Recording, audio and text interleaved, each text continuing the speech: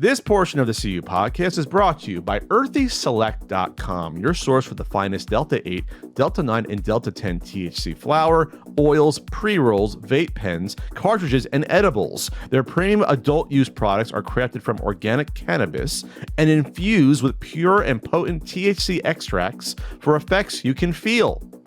Delta 8, Delta 9, and Delta 10 THC products are perfect for relaxing, socializing, getting creative, and going deep in the game.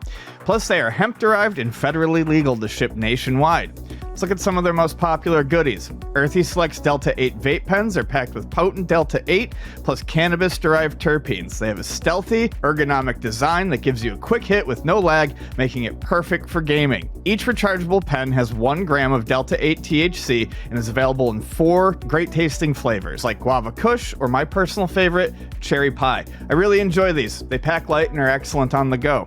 Earthy Select also makes THC gummies and candies that are organic, vegan, gluten-free, and taste great. They all come in different strengths, so you can start low and see what's right for you.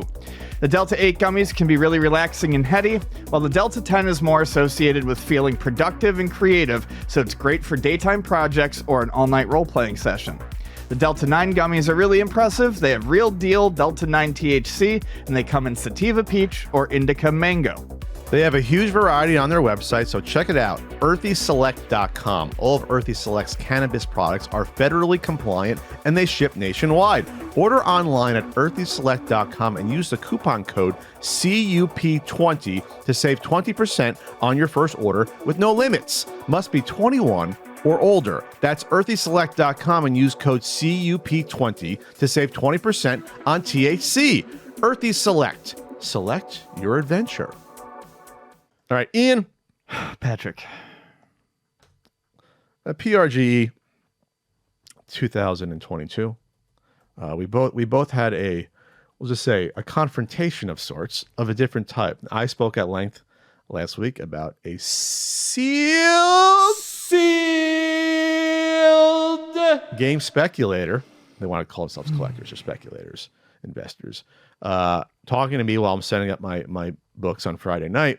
And you had mentioned during my talk that I got confronted too by someone. Yes. So we haven't done an Amico topic in a while. It's been a few weeks, at least. We'll round up some stuff here. But yeah, first, been a while. God damn it, you're heavy on that today. Just 2. Last guy didn't do any, I think. Okay. So yeah, I was confronted by one Amico supporter. Only one. Set the stage, Ian. I want the. I always do. So I was. Pat was gone. I think you were doing your panel or something. Sunday. This was Saturday. This was Saturday. So I did my panel on Sunday. Oh well, then it wasn't that you were walking around. Okay, you were walking around, and this guy comes up to me, and it's just Norm over on the far left side. Okay. And then there's this guy comes up to me, and shortly after another guy walks behind him. And the guy comes up to me and goes, "Whose idea is it to keep attacking Tommy Tallarico?" Whose idea is it? I think the exact words were, "Which one of you?" And he pointed to me and then pointed to Norm vaguely. No, he didn't point at Norm. He just I think he realized you weren't there and just pointed vaguely into the ether. Real quick, what type of person? Were they a man, middle age? It was a guy. I would put him in anywhere from his late 30s to late 40s. Okay, the prime Amico market, maybe a little bit too young if it's late 30s. Yeah. So it comes up to me with this real aggressive attitude and goes, "Whose idea was it to keep attacking Tommy Tallarico?" And I was like, "Huh?" And he's like, "Why do you guys keep going after Tommy?" And I was like, he's like, I don't think it's good. I don't like it. I don't like that you guys make it personal. He's like, you guys make it way too personal. Tommy's a good guy. Oh, there it is. Tommy's a good guy. And I said, A, Tommy's not a good guy. That's bullshit. And I said, B, he made it personal.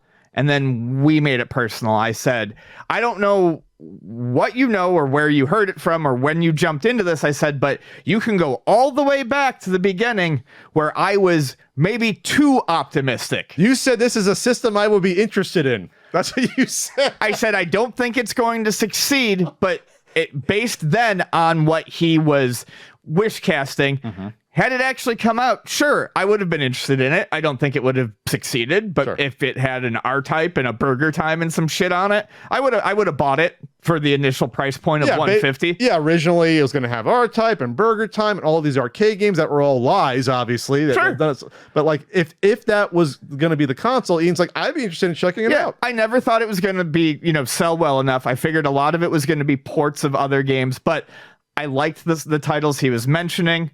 If it was $170 only, also $150 or $179.99, right? I would have been interested. So I was like, you can go all the way back to the beginning, and I said, you can see that I was cautiously optimistic about it, and I said it wasn't until he got angry at us not falling in line.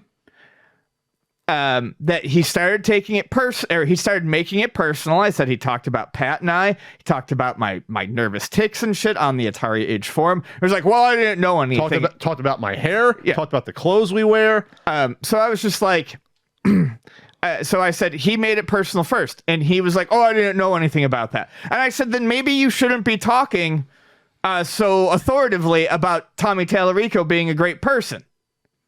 I would say, what are you basing Tommy being a good person on? I would be like, how is he a good person? What has he demonstrated that makes him a good person? Because you liked some of his composing back in 90s video games? You liked his attitude on, the TV show he used to co-host? Like, what is so good about this person? That's what I would say. So he was like, well, I don't think you guys should have covered the auction stuff. And I said, I didn't really want to cover the auction stuff. I said, but we would have covered the auction whether it was Tommy Tallarico or not, because there was a dev kit being put up for sale for $20,000. And I said, in that segment, we were both very careful to not just beat on Tommy. We did not. We reported the auction. We talked about what was going up and how the prices were high. Had anyone sent us that, and had it been a moderate news week, we would have still covered it as the main topic. I didn't get into personal reasons why it's been told to me why Tommy needs money. I never talked about any of that. And we won't. So anyways, I basically at the end, I think he was kind of like, I don't think he was expecting me to come back and hit him on all these points. And finally he goes, well, maybe you guys can have him on. And he he suddenly changes his tune and starts to try to be like Mr. Hyper Positive guy. And he's like, well, maybe you can have Tommy on and you guys can, make up and patch it up. And I said, I don't think that's going to happen. No. And then he's just sitting there like trying to find something to say because I'm obviously annoyed. This is paralleling my thing. And I'm clearly annoyed. And he's like, yeah, I just think you guys could make it up, and then it'd be like a super team. And he fuck off, super team. And I was like, yeah, I'm gonna make up with someone who conned people. Yeah, and I looked at him and I said, it's not gonna happen. Thanks for your time. And I just kind of shoot him away because there was a guy behind him waiting to talk to me, and that guy's like. Behind him, he's like, I felt like the guy behind him was about to jump in and try to save me. He was looking there was two guys that tried to save me. He was looking like he was ready to just pick the guy up and move him over. So, I mean, that was it. And I don't like to fucking talk too much about the drama, but it's just funny that people come up to you and with absolutely no knowledge of the situation try to fucking browbeat you about it. See, I knew that I was going to be approached by a sealed speculator. I knew it was going to happen at least once. I did not think in my head someone would come up to us about the Amico on Tommy's side. I didn't, because you'd have to be so far fucking gone in your head. At least with the sleazeballs, with the sealed speculators, there's sleazeballs that are trying to save money. That's motivation. I did not think I would get someone so dyed in the wool on the Amico side to come up to us and try to defend Tom in any way. I did not think that was going to happen. So Ian, how long did it last? Like a few minutes? Probably about 5 minutes total. Okay, mine went 25. Yeah, no, this was probably about 5 minutes, maybe 10 at the most. It was not longer than 10. It felt like an eternity, which is why I think I'm being conservative on the amount of time, because it felt like it could have been a half an hour, but I know it was 5 to 10 minutes. It's the same exact psychology though of my encounter where they try to neg you and get you uncomfortable. Yeah. To spin and say, well, you can make up positivity. Yeah, have exactly. me on the podcast. We can all be friends. And I'm like, and that's why I said to the speculator, I'm like, no, I don't have to like you. I don't have to have you on the podcast. We're adults. We can just agree like to disagree. each other. Yeah. That's fine. Growing up and maturing is realizing you don't have to be friendly with everyone. You can be civil with people, but you don't have to be friendly and friends with everyone you come in contact with. That's actually being mature. Yep. Not to acquiesce to someone because they're being aggressive with you or throwing energy at you that you're uncomfortable with. No, it's okay to be like, no, screw that. That's not acceptable. I'm going to return the energy back into your face. Yeah. I don't have to be positive. We don't have to have an amicable end here. We can just agree to disagree and you can walk away. Or you can disagree to disagree, but I don't care. Like, that's it. Like, you can just walk away and you can sulk. And in what universe would that happen? So, meanwhile, Ian, unless you have more to say about it. No. You had one of the cultists did a I guess an interview. It's part of like these redemption tour things that all these cultists who all attacked us, by the way. Almost every single one of these cultists has personally attacked us or done individual videos about this. Yep. Or in the case of this guy, this piece of shit, one of the few people that went after Ian's medical issues and said that Ian was a fraud. So go fuck yourself. So this person. Oh, they're all absolute sewer people. They all are. This fucking asshole. Hey, Pat Ian. Fuck you. So that piece of garbage. They live in sewage. They drink sewage. They eat sewage. We'll talk to our good pal, Review Tech USA, and I'm not going to watch this. They're trying to both lift each other up, and one's trying to make themselves higher than the other, and how badly they were conned by Tommy Tallarico and how desperate they were to take us down a peg as part of this whole experience. The Anti-Pat and Ian console is what the Amico came. I think you talked about that at one point. Yes. It became the Anti-Pat and Ian console. No one supported that thing because they thought that it was going to succeed. They liked the attention from Tommy, and it became something that people jumped on because they knew we were against it. So it was a stance. It was an accoutrement, an accessory to hating us, and they tried to hide it all in ways. No, I'm really looking forward to it. I mean, a certain author, a very famous author, I think solely chose to support the Amico because we did not like it. A very famous and jealous author throw tons of shades at us during this. So this is a semi recap on the Intellivision _Amico Reddit, the only Amico Reddit at this point, because the other one redirects to this one. Yes, the ex-corporate one redirects this one. This was someone named D-List a Celebrity, which is a great name. Said that Twitch stream is Heroes on Twitch. It goes fast enough if you watch it at 1.5x. Bro confirms that Tallarico sent his attack dogs out, and they were happy to be part of the shill squad. So one of the things we talked about was how well-timed those anti-Pat Ian videos always were. Yes. Like to the fucking almost minute when we put out a video, they had videos prepared to come out because we record the podcast on Tuesday, the audio comes out, but then the video segments come out at least a day later on that. So they will usually get 24 hours. They knew what we talked about, and they coordinated. I think from what I heard, they had a Discord to coordinate all their attacks between Shirtless Shill, this individual, another investor that never says they're an investor in Amico that does these videos. They all would talk in, and they would have their talking points that Tommy would send them out on. They had their marching orders. So when we put out a video, they knew that our video was going to get 20, 30,000 views. That was their counterattack to us. Right. And their way to try to kind of latch on to the coattails and just say that we're just trying to make our names on this and that we don't know what we're talking about. That was always their point of view. When we were trying to give people the honest truth about what was happening, and we were a lot of times giving it way too much credit looking back. Yeah. We gave it more credit than we thought. We thought it would do better than what it would. Sure. We didn't think it would spiral into something like this. We didn't really think that. We didn't think it would become worse than the Calico Chameleon. I don't think I ever saw that coming personally. Where it was outright, $17 million just gone into the ether. Never saw that coming.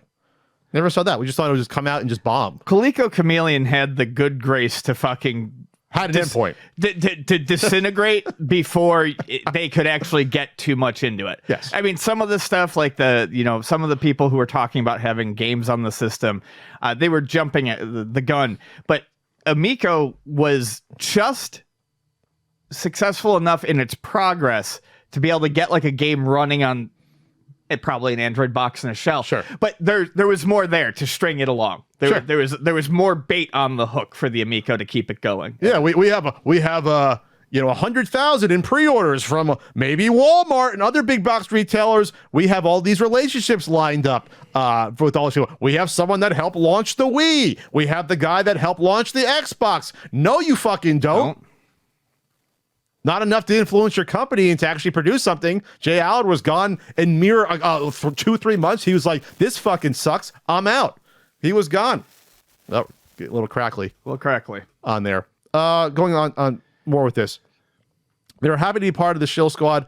Bro didn't know about Intellivision, but online friends like Cyrus were hyped for it. Cyrus was one of the individuals that did multiple attack videos about us, but then would say, I don't understand the drama happening with here when they created the fucking drama and went after us personally. Right. They're fucking garbage as well. I feel like the real story here is how a sufficiently desperate con man with no standards for how to spend his time or how low he will go will be believed by a few lonely hearts if he says things they want to hear. That's D-list celebrity is pretty much straight on. This is a great sociological experiment that would happen here. If you have someone that is to them charismatic and friendly and willing to give these people even 5 minutes of attention that no one else will, you can create this group, which we said was a cult. We're the first ones to call it a cult. Create this group of people that can come together online and have a great time talking about something that they think is going to reignite passion in their lives, at the same time giving them enemies that they could bond together over to fight back against. Yep. It's a cult. That's how cults react. They are irrational. They do whatever the cult leader says, and they don't question it. Nope. Until it goes way too far. And eventually, some get out, but then the damage is already done. Yeah. On there. There's a couple other comments here talking about how Bro was always a bully. He doesn't need a hug. He was always a bully, and it's only a matter of time before he falls for another scammer. Yep. Whether it's in games or something else. Retro Bro needed a reality check long ago. He's not smart. And that's the one thing I'm going to say about some of this stuff. Can you trust these individuals? No. That gave Tommy several hours at least of free time, or not critical thinking at all. They overly trusting people. Can you trust these individuals then to talk to you about anything else ever without questioning their logic or critical thinking abilities or their motivations, more importantly? Like, that's one thing. Why are they motivated to talk about this stuff in the future? That's the entire issue to me.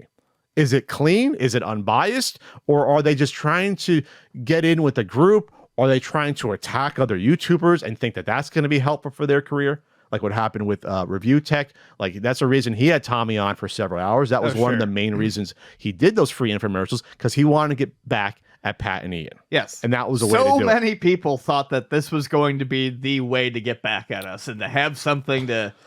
A horrible hill to fucking die on. This kind of feels a little bit like a victory lap. I'm gonna do a quarter lap. Quarter lap? It's a quarter lap. It's a quarter lap. I'm gonna stop a quarter way through and grab a Gatorade. Yeah, that it is what it is, and we're not gonna have a definitive ending to this ever. We might, but like, there's gonna be maybe a lawsuit, or you're gonna find out about an investor maybe going after them who felt defrauded maybe at some point. Good old Sudesh, who's owed $100 per console. And like, if he's never paid back, forgetting about that. So you're going to have something like that happen. So much money. But I had people at Portland honestly say to me, not following it like us, so is this thing, this Amico thing, is this dead, or what's going on with it? Like, there's some people that think that there's still a chance this was actually going to be like produced commercially and come out. Well, I think there's a lot of people who don't pay attention to it like we do, and they haven't heard any news from it, so they don't know if it's come on. Come on, microphone. There you go. They don't follow it like we do. They probably had faith in Tommy Tallarico to do something. They just haven't heard of it. Yeah. So. And they were Intellivision fans from 40 years ago. Right. And were cautiously optimistic, and then they didn't realize that it would become an absolute disaster. The Intellivision booth was fun. A lot of them were wearing Amico shirts. Yeah. There was ironic Intellivision Amico. Everywhere. Our friend Joe was wearing one. And then Well, John was wearing one, but there was a few other people that were wearing them, and they're some of the real victims because the Intellivision name has been tarnished. Oh yeah, this is going to be the last big thing you probably ever hear about. Yeah, poor regular Intellivision fans who just want to play, remote, decently fun games on an awful controller. Yeah. They wanted that Night Stalker remake. They wanted the Cloudy Mountain remake. That's it. Those are the two games they wanted. Maybe a third. Well, isn't there and I mean, that's probably worth mentioning. I think it's a rumor I've heard going around with but Cloudy Mountain and I think Night Stalker are both looking to maybe get. I heard some things at PRGE. I picked up online. I heard this at PRGE. Pat, yes, I know. I'm just saying because I don't know who we're supposed to be talking about. If it's out there. I just heard some things. Yes. It's on the Amico message board, so there we go. So that's where I got it. The cat's out of the bag. We weren't the first ones to say it. We were waiting, but heard some things.